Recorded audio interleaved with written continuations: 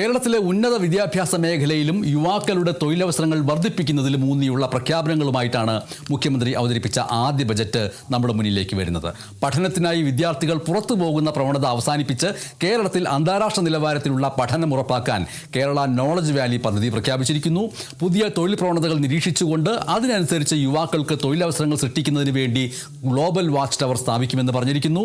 പിന്നാക്ക ഗോത്രവർഗ മേഖലയിലെ കുട്ടികളുടെ ഉന്നമനമെല്ലാം ലക്ഷ്യമിട്ടുകൊണ്ട് വയനാട് ട്രൈബൽ യൂണിവേഴ്സിറ്റിയുടെ വികസനത്തിനായി 50 കോടി രൂപ വകയിരുത്തുമെന്ന് പറഞ്ഞിരിക്കുന്നു. കേരളത്തെ ഒരു ആഗോള വിദ്യാഭ്യാസ ഹബ്ബാക്കി മാറ്റുകയാണ് ഇതിലൂടെ ലക്ഷ്യമിടുന്നതെന്നും ബജറ്റിൽ പ്രഖ്യാപിച്ചിരിക്കുന്നു. കേരളത്തെ ഉന്നത വിദ്യാഭ്യാസത്തിന്റെ ഒരു പ്രധാന ലക്ഷ്യസ്ഥാനമാക്കി മാറ്റുന്നതിനും അതുവഴി ഉയർന്ന ഗുണനിലവാരമുള്ള വിദ്യാഭ്യാസത്തിനായി വിദ്യാർത്ഥികൾ സംസ്ഥാനത്തിന് പുറത്തു പോകുന്ന പ്രവണത മാറ്റുന്നതിനും ഈ സർക്കാർ ദൃഢനിശ്ചയമെടുത്തിട്ടുണ്ട്. ഏറ്റവും സമകാലിക അക്കാഡമിക് പ്രോഗ്രാമുകൾ, അത്യാധുനിക ഗവേഷണ പാർക്കുകൾ, മികവിന്റെ കേന്ദ്രങ്ങൾ എന്നിവ ഒരു കുടക്കീഴിൽ കൊണ്ടുവരുന്ന ഒരു ലോകോത്തര ഉന്നത വിദ്യാഭ്യാസ കേന്ദ്രമായി കേരള നോളജ് വാലി സ്ഥാപിക്കും. അതിവേഗം മാറിക്കൊണ്ടിരിക്കുന്ന ആഗോള സമ്പദ് വ്യവസ്ഥയ്ക്ക് അനുസൃതമായി കേരളത്തിലെ യുവജനങ്ങളെ സജ്ജരാക്കുകയും നമ്മുടെ വിദ്യാഭ്യാസ നൈപുണ്യ വികസന സംവിധാനങ്ങൾ ഭാവിയിലെ തൊഴിലവസരങ്ങളുമായി കൂടുതൽ യോജിപ്പിക്കുകയും ചെയ്യുന്നതിനായി സർക്കാർ ഒരു ഗ്ലോബൽ ജോബ് വാച്ച് ടവർ എന്ന സംസ്ഥാനതല future skills and employment intelligence mission സ്ഥാപിക്കും. വയനാട് ട്രൈബൽ യൂണിവേഴ്സിറ്റിയും തദ്ദേശീയ വിജ്ഞാന മേഖലയും ആദിവാസി സമൂഹങ്ങളുടെ സവിശേഷമായ സാംസ്കാരിക പൈതൃകം, പരമ്പരാഗത വിജ്ഞാന സമ്പ്രദായങ്ങൾ, വികസന അഭിലാഷങ്ങൾ എന്നിവയെ അംഗീകരിച്ചുകൊണ്ട് Wayanad tribal university and indigenous knowledge zone എന്ന സുപ്രധാനമായ സംരംഭം സ്ഥാപിക്കാൻ 50 കോടി രൂപ വകയിരുത്തുന്നു. കേരളത്തിന്റെ തനത് വരുമാനം മറ്റ് സംസ്ഥാനങ്ങളെക്കാൾ താഴെയാണെന്നും വലിയ സാമ്പത്തിക വെല്ലുവിളികളാണ് സംസ്ഥാനം നേരിടുന്നതെന്നുമാണ് കണക്കുകൾ ഉദ്ധരിച്ചുകൊണ്ട് ബജറ്റ് പ്രസംഗം ആരംഭിച്ചത്. കിഫ്ബി സാമ്പത്തികമായ ഒരു അസന്തുലിതാവസ്ഥ ഉണ്ടാക്കിയെന്ന് പറയുന്നു. കിഫ്ബിയുടെ പ്രവർത്തനം സമഗ്രമായി പരിഷ്കരിക്കുമെന്നാണ് ബജറ്റിലെ പ്രധാനപ്പെട്ട ഒരു വാഗ്ദാനം. ഇത് പഠിക്കുന്നതിന് വേണ്ടിയിട്ട് പ്രത്യേകമായിട്ടുള്ളൊരു വിദഗ്ധ സമിതി രൂപീകരിച്ചുവെന്നും മുഖ്യമന്ത്രി പറഞ്ഞു. മുൻ സർക്കാർ പദ്ധതി അടങ്കൽ വർദ്ധിപ്പിക്കാതെ പദ്ധതികളുടെ ചെലവ് പെരുപ്പിച്ച് കാണിച്ചുവെന്ന് മുഖ്യമന്ത്രി വിമർശിച്ചു. ഇതുമൂലം പദ്ധതി അടങ്കലിൽ 20,500 രൂപയുടെ കുറവുണ്ടാകുമെന്നും അദ്ദേഹം വ്യക്തമാക്കി. 20,500 രൂപയുടെ ആണോ എന്നത് സംശയമാണ്, കോടിയാണോ എന്നുകൂടി നോക്കേണ്ടതുണ്ട്. നിലവിൽ 5.07 ലക്ഷം കോടി രൂപയുടെ ആകെ കടബാധ്യത, നിർബന്ധിത ചെലവുകൾ, വരുമാനത്തിന്റെ 20.9 വരുന്ന പലിശ അടവുകൾ എന്നീ വലിയ സാമ്പത്തിക വെല്ലുവിളികളോടെയാണ് കേരളം നേരിടുന്നത്. ഇതിനു പുറമെ ഏകദേശം 35,000 കോടി രൂപ ചെലവ് വരുന്ന കിഫ്ബിയുടെ പദ്ധതികൾക്ക് ഫണ്ട് കണ്ടെത്തേണ്ടതിന്റെ ബാധ്യതയും ഈ സർക്കാരിന്റെ ചുമലിലാണ്. സർക്കാർ എടുത്ത വായ്പയുടെ പലിശ നിരക്കിനേക്കാൾ ഉയർന്ന നിരക്കിലാണ് കിഫ്ബി ഓഫ് ബജറ്റ് ബോറോയിങ് വായ്പ എടുക്കുന്നത്. ഇത് സംസ്ഥാനത്തിന്റെ വായ്പയും കടബാധ്യതയും അനുവദനീയമായ പരിധിക്കപ്പുറത്തേക്ക് വർദ്ധിക്കുന്നതിനും സംസ്ഥാനത്തിന്റെ സാമ്പത്തിക അസന്തുലിതാവസ്ഥയ്ക്കും കാരണമാകുന്നുണ്ട്.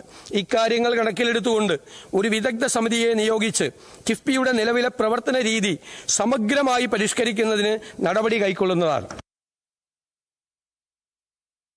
പൊതുഗതാഗത മേഖലയെ സംരക്ഷിക്കുന്നതിന് വേണ്ടി സ്വകാര്യ മേഖലയിൽ പ്രവർത്തിക്കുന്ന സ്റ്റേജ് കാരേജ് ബസ്സുകൾക്ക് നിലവിലെ ത്രൈമാസ നികുതിയിൽ 50% ഇളവ് അനുവദിച്ചിരിക്കുകയാണ് സംസ്ഥാന സർക്കാർ. കേരളത്തിലേക്ക് രജിസ്ട്രേഷനായി കൂടുതൽ വാഹനങ്ങൾ എത്തുന്നതിനും അന്തർ സംസ്ഥാന യാത്രാ സൗകര്യങ്ങൾ വർദ്ധിപ്പിക്കുന്നതിനുമായി ഓൾ ഇന്ത്യ ടൂറിസ്റ്റ് ബസ്സുകളുടെയും ത്രൈമാസ നികുതി കുറയ്ക്കും. മോട്ടോർ വാഹന വകുപ്പ് പൊതുഗതാഗത മേഖലയെ സംരക്ഷിക്കുന്നതിനായി പ്രൈവറ്റ് സെക്ടറിൽ പ്രവർത്തിക്കുന്ന സ്റ്റേജ് കാരേജ് ബസ്സുകൾക്ക് നിലവിലെ ത്രൈമാസ നികുതിയിൽ 50% ഇളവ് അനുവദിക്കും.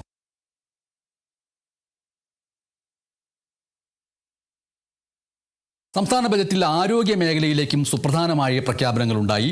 തിരുവനന്തപുരത്ത് 2ാമത് മെഡിക്കൽ കോളേജ് നിർമ്മിക്കും. മെഡിക്കൽ കോളേജ് വികസനത്തിനായി 100 കോടി രൂപ വകയിരുത്തും. കൂടാതെ ഹരിപ്പാട് പുതിയ മെഡിക്കൽ കോളേജ് കൊണ്ടുവരും. കേരളത്തിൽ ഉയർന്നു നിൽക്കുന്ന ആരോഗ്യ ചികിത്സാ ചെലവ്, ഔട്ട് ഓഫ് പോക്കറ്റ് എക്സ്പെൻഡിച്ചർ കുറച്ചു കൊണ്ടുവരാൻ സർക്കാർ ഇടപെടൽ നടത്തും.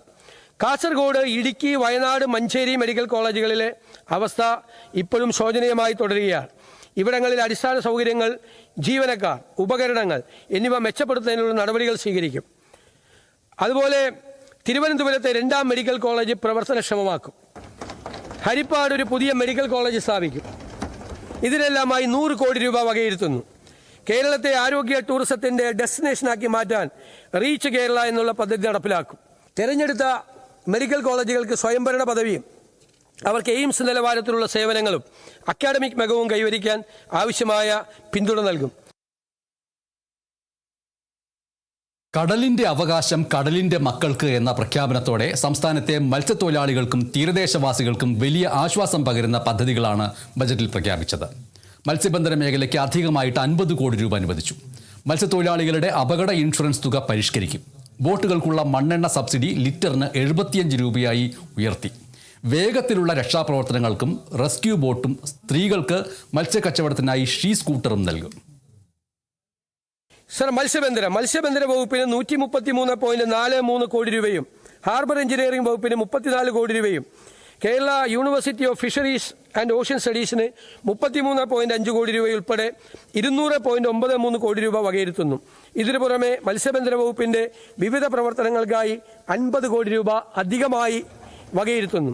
മത്സ്യത്തൊഴിലാളികൾക്ക് നൽകി വരുന്ന മണ്ണെണ്ണ സബ്സിഡി 75 രൂപയാക്കി വർദ്ധിപ്പിക്കുന്നു. കടലിന്റെ അവകാശം കടലിന്റെ മക്കൾക്ക് ഉറപ്പുവരുത്തുന്ന നടപടികൾ സ്വീകരിക്കും. പിന്നോക്കാവസ്ഥയിലുള്ള ഇവരെ ഉയർത്തിക്കൊണ്ടുവരാനുള്ള നടപടികൾ സ്വീകരിക്കും. മത്സ്യത്തൊഴിലാളികൾക്കായി പ്രത്യേക ഭവന പദ്ധതി നടപ്പാക്കും.